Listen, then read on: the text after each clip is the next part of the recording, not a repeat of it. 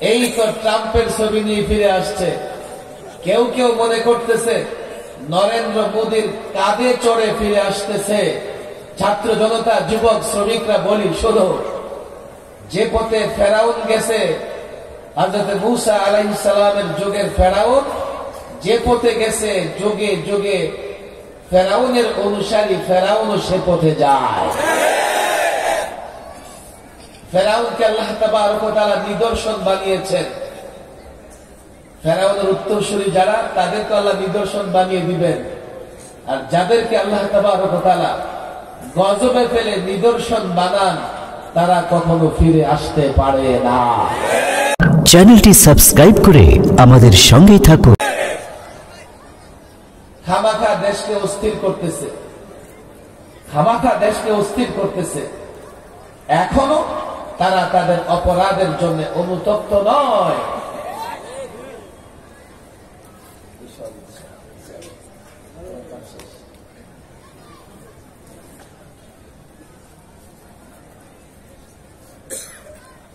যা হোক,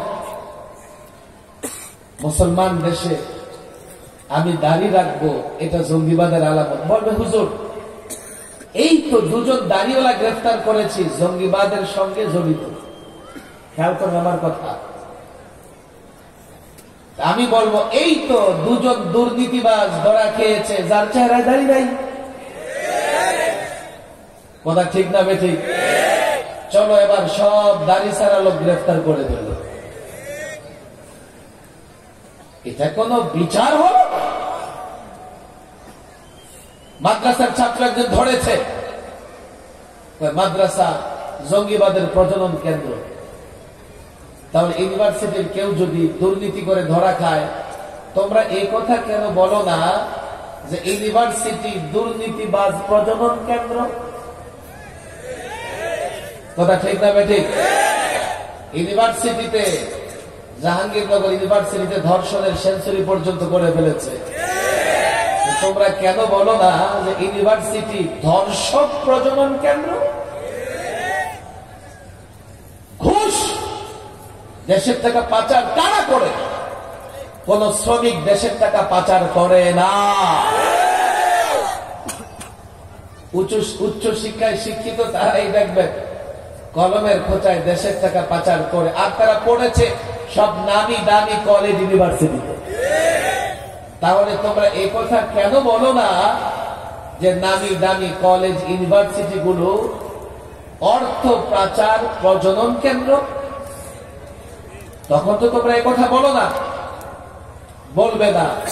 কারণ এটা বললে তাদের নিজের উপরই যাবে, উপরে থুতু ফেললে নিজের মাথায় পড়ে। কথা ঠিক না বেঠিক? দেশে একটা পরিবর্তন হয়েছে। আমি বলি, দেখেন, এই শ্রমিক ভাইয়েরা, ওরা আমাদের ভাই, আমরা তাদেরকে দিয়ে গলায় গলায় গলা লাগিয়ে এই বাংলাদেশে বসবাস করতে চাই। কথা ঠিক না বেঠিক? আল্লাহর কসম, কোনদিন না, বরং আলেমদের কাছে শ্রমিকরা বড় লোকের চাইতেও বেশি প্রিয়। শ্রমিকদের সঙ্গে আলেমদের সম্পর্ক আরো বেশি। মহল্লার ইমাম সাহেব বড় লোকের কাছে যাক আর না যাক, পাশের দোকানদার, রিক্সা চালক ঠিকই তার সঙ্গে দাঁড়ায় গল্প করে, তার সঙ্গে দাঁড়ায় আড্ডা দেয়, তার ঘরে যায়, তার সঙ্গে বসে পান খায়, চা খায়। কথা ঠিক না বেঠিক? আর আমার শ্রমিক ভাইয়েরাও আলেমদেরকে মহব্বত করে থাকেন। যে কথা বলছিলাম, আমার কথা ভালো করে বুঝবেন। আমি লম্বা বক্তৃতা করব না, সময়ও হাতে নাই। একটু পরে এশার নামাজের আজান হয়ে যাবে। আমরা ব্যর্থ। কেন আমরা ব্যর্থ? 90% মুসলমানের দেশে আন্দোলন করা লাগে যে কোরআন সুন্নাহর শাসন চাই। আমরা ব্যর্থ, আসলেই ব্যর্থ। কেন? আমরা এই জাতিকে বুঝাতে পারিনি যে কোরআন সুন্নাহর শাসন আসলে তোমাদের সবার জন্য কল্যাণ হবে। যেহেতু জাতিকে বুঝাতে পারিনি, আমরা যখন কোরআন সুন্নাহর শাসন ব্যবস্থার জন্য লড়াই করি, জাতি আমাদের সঙ্গ দেয় না। তবে সেই লোকটা, আমি বললাম তো, আপনারা ব্যর্থ কেন? খেয়াল করেন, মনে আছে বাংলাদেশের এক বুদ্ধিজীবী আমাকে বলতেছে, হুজুর, রাজনীতিতে আপনারাও ব্যর্থ, আমরাও ব্যর্থ। তা আমি তো বুঝলাম যে আমরা ব্যর্থ। আমি তাকে বললাম, আপনারা ব্যর্থ কেন? আমরা ব্যর্থ হচ্ছি, এদেশের শ্রমিকদের আমরা জাগ্রত করতে পারিনি। নিঃসন্দেহে এখানে অনেক শ্রমিক আছেন যারা সমাজতন্ত্রের খোঁজ খবর রাখেন। রাশিয়াতে সমাজতন্ত্রের বিপ্লবের খবর রাখেন আলেমরাও আছেন। সাধারণ শ্রমিকদেরকে উত্তেজিত করে সেখানে একটা বিপ্লব হয়েছিল। স্লোগান ছিল কি? কেউ খাবে না, তা হবে না। আর শ্রমিকদের বোঝানো হলো শক্ত করো তুমি, বিল্ডিং করে সে। আসলেই তো শ্রমিকদের হাতে সব হয়। 5 স্টার হোটেলে 1 লক্ষ টাকা রুম ভাড়া দিয়ে যেই লোকটা সেখানে থাকে, খেয়াল করে দেখেন তার খাবার যে পাকায় সে শ্রমিক। কথা ঠিক না বেঠে? যে রুমে থাকে, বিল্ডিংটা বানিয়েছে শ্রমিক। কথা ঠিক না বেঠে? এই যে 1 লক্ষ টাকা সে 5 স্টার হোটেলের ভাড়া দেবে, এই 1 লক্ষ টাকাও সে কোনো না কোনো শ্রমিকের মাধ্যমে উপার্জন করতেছে। কথা ঠিক না বেঠে? সব শ্রমিকরা করে, তো তোমরা গরিব থাকবে কেন? কয় কি করো? স্লোগান উঠাও, কেউ খাবে না, তা হবে না, তা হবে না। রাশিয়ার যখন শ্রমিকরা আন্দোলন সংগ্রাম শুরু করে দিল, বিপ্লব হয়ে গেছে। তবে এই বিপ্লব দীর্ঘদিন ধরে রাখা যায় নাই। কেন? আল্লাহ কাউকে ধনী বানান, কাউকে গরিব বানান। যাকে ধনী বানান তার সম্পদে গরিবের হক আছে, বুঝবার চেষ্টা করবেন। আর যাকে গরিব বানান তাকে দিয়ে আল্লাহ দুনিয়ার নিজাম ঠিক রাখেন। সবাই যদি ধনী হইতো তো আজকে প্যান্ডেল করার লোকজন থাকতো না। সবাই ধনী হলে বিল্ডিং উঠতো না, বিল্ডিং বানাইতো কে? সবাই ধনী হলে আরো 1000 বছর আগেই পৃথিবী ধ্বংস হয়ে যেত। এই পৃথিবী ঠিকঠাক রাখবার জন্য আল্লাহ তাবারক ওয়া তাআলাই কাউকে সম্পদ কম দিয়েছেন, কাউকে বেশি দিয়েছেন। তবে যাকে কম দিয়েছেন তার আবার হক আছে, যাকে বেশি দিয়েছেন তার সম্পদে। কথা ঠিক না বেঠিক? এটা দুনিয়ার নিজাম ঠিক রাখবার জন্য আল্লাহ করেছেন। কিন্তু এটা কখনোই এমন করা যাবে না, কাউকে ছোট কাউকে বড় করা। তখন সে আমাকে বলতেছে কি, আমরা হুজুর বাংলাদেশের শ্রমিকদের জাগ্রত করতে পারলাম না। মানে শ্রমিকদের জাগ্রত করে আবার সমাজতান্ত্রিক বিপ্লব করতে চান, যে বিপ্লব রাশিয়াকে ধ্বংস করে দিয়েছে। কোন চিন্তা নিয়ে ঘুরে? আমি বললাম আপনাদের ব্যর্থ হওয়াটা দেশের জন্য রহমত, আর আমাদের ব্যর্থ হওয়াটা এটা দেশের জন্য গজব। আজও মাঝে মধ্যে এই সাম্রাজ্যবাদী শক্তিগুলো হঠাৎ করে কোথাও শ্রমিকদের ভেতরে দাঙ্গা ফাসাদ লাগাইয়া দেয়। আপনারা ভালো বুঝতে পারবেন, মাঝে মধ্যে পত্রিকার নিউজ করে আমরা যা বুঝি যে সাম্রাজ্যবাদী শক্তি, সমাজতান্ত্রিক শক্তিগুলো আমার দেশে এক তো শ্রমিকদের নিয়ে খেলা করে, আবার শ্রমিকদের মাধ্যমে দাঙ্গা লাগিয়ে তারা তাদের উদ্দেশ্য স্বার্থ হাসিল করতে চায়। এই জন্য আমি শ্রমিক ভাইদের বলি, আমি সরকারকে একাধিকবার বলেছি এই প্রোগ্রাম থেকে, বাংলাদেশে একজন শ্রমিক যেটুকু বেতন পেলে তার পরিবার এদেশে একটা সাধারণ মানুষের মতো মান বজায় রেখে পরিবার চালাতে পারে, এতটুকু বেতন তাকে দিতেই হবে। যদি কোনো ব্যবসায়ী না দিতে পারে, ব্যবসায়ী গুছাইয়া ফেলো। যদি না দিতে পারে, ব্যবসায়ী গুটাইয়া ফেলো। একটা শ্রমিক এখানে 8 ঘন্টা 12 ঘন্টা শ্রম দেয়, তার পরিবার আছে, তার সন্তান আছে, তার মা বাবা আছে, সকলকে নিয়ে যাতে একটা ন্যূনতম মান বজায় রেখে সেই চলতে পারে, এতটুকু বেতন ভাতার ব্যবস্থা করতে হবে। আর এটা করবার জন্য গভর্নমেন্ট মালিক পক্ষের সঙ্গে বসে সেটা করবে, আর শ্রমিক ভাইয়েরাও সেই সহযোগিতা করবেন যাতে মালিক এই গার্মেন্টস থেকে, এই ব্যবসা থেকে লাভবান হতে পারে। এর বাইরে গিয়ে যদি ভিন্ন কোনো পথ অবলম্বন করা হয়, শ্রমিকরাও মানবে না, আমরা আলেমরাও মানব না। যাই হোক, আমি আপনাদের বলি, দেখেন বড় সুন্দর একটা প্রোগ্রাম এখানে হয়েছে। আমি শ্রমিক ভাইদের বলি, আজকে এখানে শ্রমিক কাফেলা হয়েছে। বাংলাদেশের শ্রমিকদের অনেক সংগঠন আছে, অনেক সংগঠন আছে। আমি এর অনেক সংগঠনগুলোর খবর এমন রাখি, এই সংগঠনগুলো বা এই শ্রমিক নেতারা মূলত শ্রমিকদের ব্যবহার করে। আমার বড় ইচ্ছা এই শ্রমিকদের ভেতরে এমন এক কাফেলা হবে যারা শ্রমিকদের ব্যবহার নয়, শ্রমিকদের অধিকারের চেষ্টা আদায়ের চেষ্টা করবে, শ্রমিকদের অধিকার আদায়ের চেষ্টা করবে। ব্যবহার নয় পশ্চিমাদের কথায় কিংবা ভারতের কথায়, চায়নার কথায় শ্রমিকদের ব্যবহার করতে তখনই পারবে না যখন এই ধরনের শ্রমিক কাফেলা প্রত্যেক গার্মেন্টসে তৈরি হয়ে যাবে, প্রত্যেক এলাকায় তৈরি হয়ে যাবে।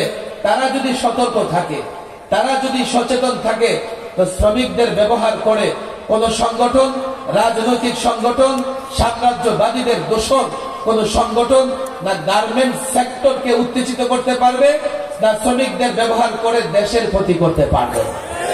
আমি এই শ্রমিক কাফেলাকে বলবো, প্রত্যেক জায়গায় কাফেলা তৈরি করে, প্রত্যেক জায়গায় কাফেলা তৈরি করেন, প্রত্যেক জায়গায় কাফেলা তৈরি করেন। যারা রাজনৈতিক দল কিংবা মতাদর্শের ঊর্ধ্বে উঠে শ্রমিকের কল্যাণ, শ্রমিকের অধিকার এবং দেশের অধিকারের জন্য কাজ করবে, দরকার আছে না নাই? আমার দিকে খেয়াল করে আমি শ্রমিক ভাইদের বলি, দেখো তোমরা সংগঠন করো, যদি তোমরা সংগঠন না করো তো অন্যরা সংগঠন করে তোমাকে সেই সংগঠনে নিয়ে যাবে। আমি এই টুপি দাড়িওয়ালা শ্রমিক ভাইদের বলি, তোমরা সংগঠন করো, আর তোমাদের সংগঠন পরিচালিত হবে মসজিদ থেকে। তোমাদের সংগঠনের নেতা হবে যে নামাজের প্রথম কাতারে থাকে, তোমাদের সংগঠনের নেতা হবে যে সত্য কথা বলে। যদি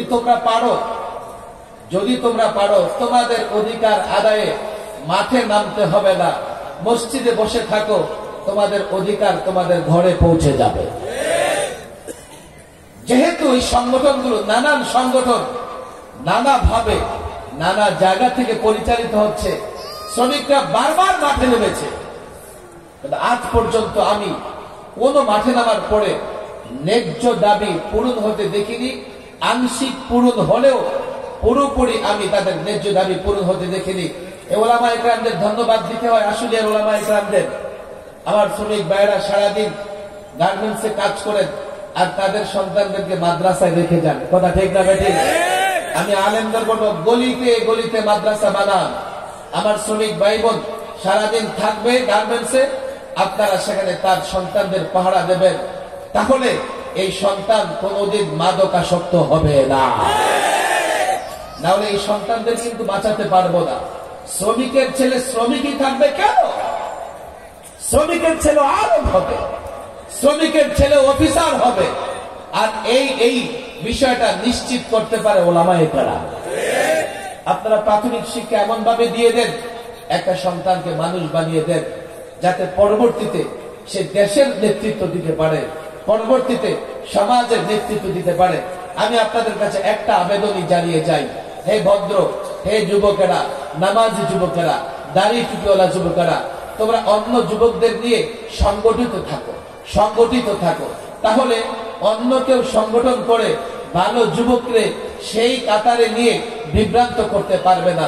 তোমরা দায়ী হও, নামাজের দিকে দায়ী হও, তোমরা ইবাদতের দিকে দায়ী হও, তাহলে তোমাদের শ্রমিকদের দাওয়াত দিয়ে ডেকে কেউ অন্যায় পথে নিতে পারবে না, মাদকের পথে নিতে পারবে না, সিনেমা হলে নিতে পারবে না। আমি বলি, জানো, তোমরা যদি দায়ী হও, তোমরা যদি সংগঠক হও, তখন দেখা যাবে প্রত্যেকটা গার্মেন্টসেই শান্তি বিরাজ করতেছে, কথা ঠিক না বেঠিক? আমি হাতে পায়ে ধরে বলি, এই 1200 সংগঠনের, এই 1200 জনের সংগঠনের প্রত্যেকটা সদস্যকে বলি, আজকে সময় এসেছে। আমি বারবার চিন্তা করেছি যে গার্মেন্টস গুলিতে অনেক সংগঠন আছে, কিন্তু নামাজি শ্রমিকদের কোন সংগঠন নাই। অনেক সংগঠন আছে, প্রকৃতপক্ষে শ্রমিকদের কল্যাণে কাজ করবে এমন সংগঠন নাই। আমার বড় ভালো লাগতেছে, আমি বড় আজকে একটা তৃপ্তির ঢেকুর তুলতে পারতেছি যে শ্রমিকেরা মিলে এই সংগঠন কায়েম করেছে। তোমরা সংগঠিত হও, তোমরা ঈমান ইসলাম ধরো, লালন করো। আমরা বলি, দেখো, আমি আলেম হয়েছি বটে, এর মানে এই নয় যে আমি তোমার আগে হয়তো বা জান্নাতে চলে যাবো, হয়তো বা যেতে পারি, হতে পারে তুমিও আমার আগে জান্নাতে যেতে পারো। একটা দায়িত্ব পালন করতেই হবে সবার। আমি আলেম হয়ে ইসলামের খেদমত করতেছি, তুমি শ্রমিক হয়েও ইসলামের খেদমত করতে পারো। এই যে লোকদেরকে নিয়ে মসজিদ ভিত্তিক একত্রিত হওয়া, এটা তোমার জন্য অনেক বড় খেদমত। হ্যাঁ, সবচেয়ে বড় খেদমত করতে চাও, ইনশাআল্লাহ সেই খেদমতেও আমরা তোমাদেরকে শরীক করবো ইনশাআল্লাহ। আমি পরিষ্কার বলি এদেশে যদি পরিবর্তনের পরে কোরআন সুন্নাহ বাস্তবায়ন করতে চাও, শুধু আলেমদের দ্বারা হবে না, শুধু আলেমদের দিয়ে হবে না, মাদ্রাসার ছাত্র দিয়ে হবে না। আলেম, বাংলা শিক্ষিত, ইংরেজি শিক্ষিত জেন্টেলম্যান, তাদের যৌথ উদ্যোগ লাগবে। হ্যাঁ, তাদের দিয়ে হবে না যতদিন আমার শ্রমিক ভাইয়েরা সহযোগিতা না করবে। আমার শ্রমিক ভাইয়েরা যদি সহযোগিতা করে, স্কুল কলেজ ইউনিভার্সিটির জেন্টেলম্যান যদি সহযোগিতা করে, আলেমরা যদি নেতৃত্ব দেয়। 5ই আগস্টে পরিবর্তনের পরে একটা পরিবর্তন দরকার ছিল, পরিবর্তন হয়েছে, তবে এটা চূড়ান্ত পরিবর্তন নয়। এই পরিবর্তনের পরে কোথাও কোথাও হয়তোবা বৈষম্য থাকবে না, তবে চূড়ান্ত বৈষম্য দূর করতে হলে মানব রচিত বিধান দিয়ে, মানব রচিত ধর্ম দিয়ে, মানুষের অনুর্বর মস্তিষ্ক থেকে উদ্ভূত কোন বিধান দিয়ে আমরা দেশকে পরিপূর্ণ পরিবর্তন করতে পারবো না, বৈষম্য মুক্ত করতে পারবো না, শান্তি প্রতিষ্ঠা করতে পারবো না। এর জন্য চূড়ান্ত একটা পরিবর্তন লাগবে, এর জন্য বড় ধরনের পরিবর্তন লাগবে।